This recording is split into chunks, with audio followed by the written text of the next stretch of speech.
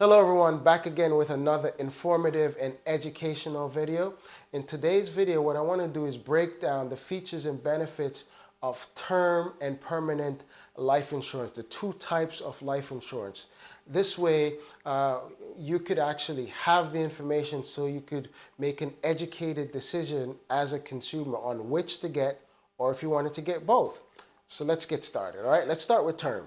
So term insurance, the temporary insurance, the main purpose of it is for protection. It's all protection. It's pure protection. Okay, it's where you get the least. You pay the least amount of premium for the most amount of life insurance. Okay, so it's pure protection.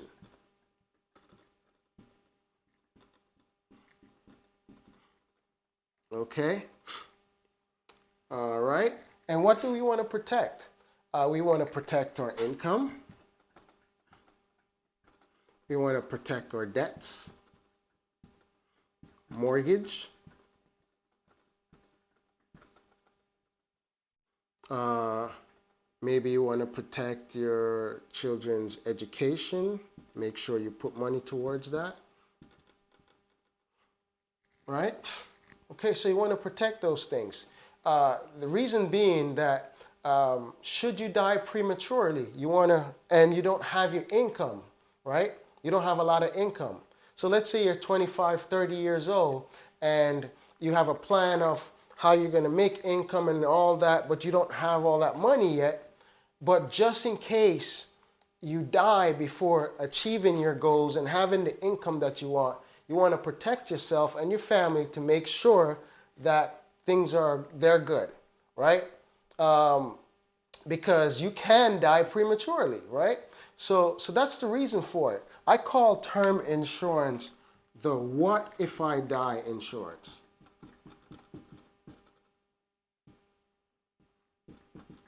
Or just in case I die.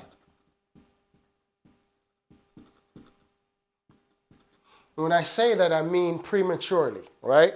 Everyone expects to live till they're old, right? But it doesn't always happen. So in case you die prematurely, whether that's the illness, an accident, or whatever the case may be, you put this in place to protect your family while your income is not there. This way, should you die before these things are addressed, your family could have income to replace your income for a number of years until they get adjusted to living without your income, right? They could pay off your debts. And you might wonder, I'm dead. Why do I care about my debts? Unfortunately, that's not how it works. When you die, your debts get transferred to your family, even though everyone's responsible for their own self. But the reason why they do that is because what's stopping a person from knowing that they're going to die in a year or two and go pull out a loan and then when they and use all that money and then when they die, the loan's not paid.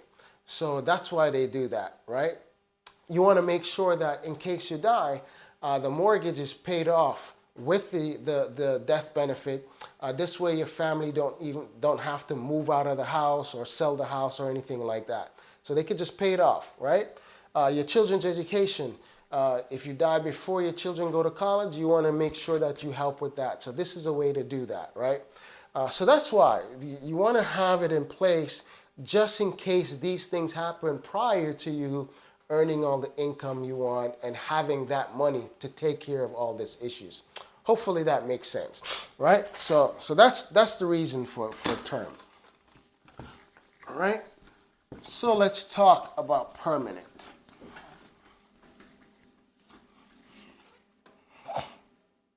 Let's talk about permanent. Permanent. Oops. I just can't write for some reason. Permanent.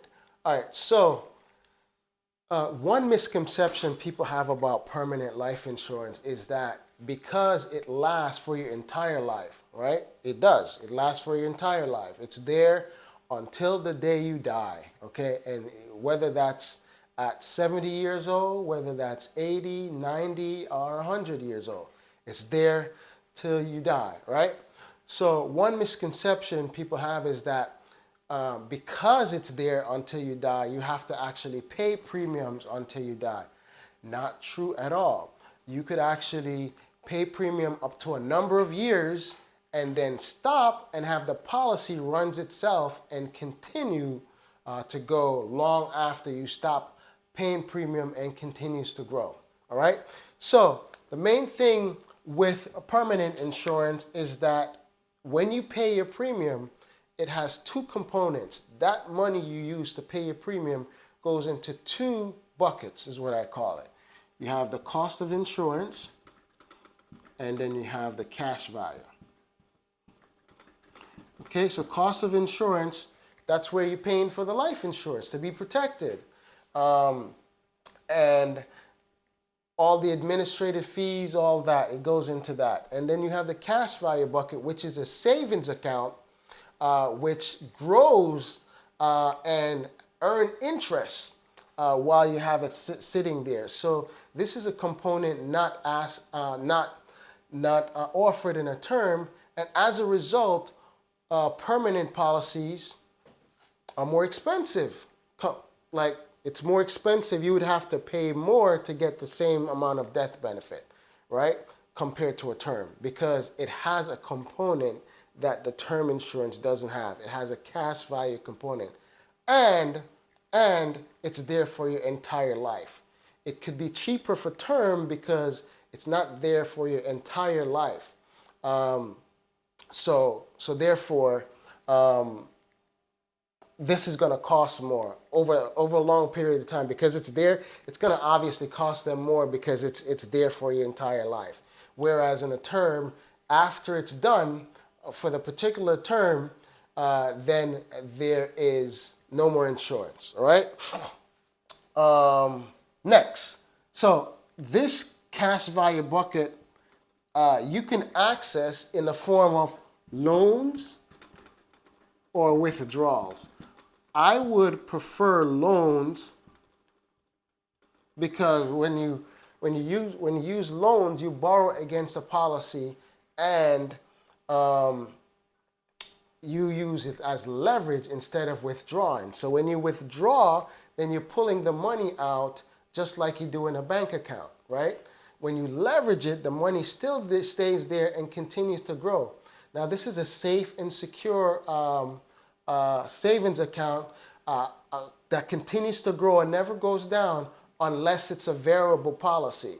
But a typical whole life or an IUL or a universal life policy, it only goes up. There's no down at all because it's not invested in the market. All right, so you can use the policy loans as leverage, right? What else? Now, what's the reason to get a permanent solution, right? So we said the term was just in case, right? Why? Then this is when we die. Or let's put when you die.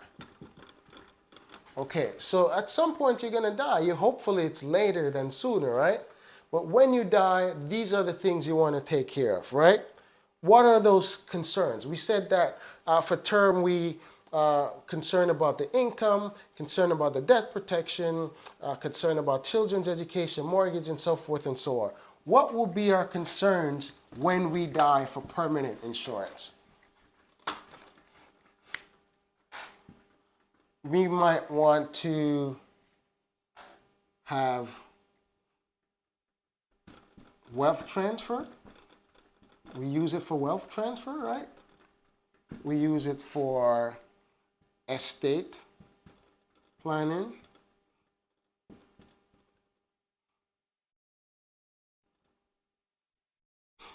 Debts as well. Debts. Right, we might have loans that we want to pay off. So mainly wealth transfer, estate planning, and debt protection as well, because we might have accumulated intentionally certain debt that we have in place strategically to use the permanent life insurance to pay for that. Another thing that we use it for is final expenses.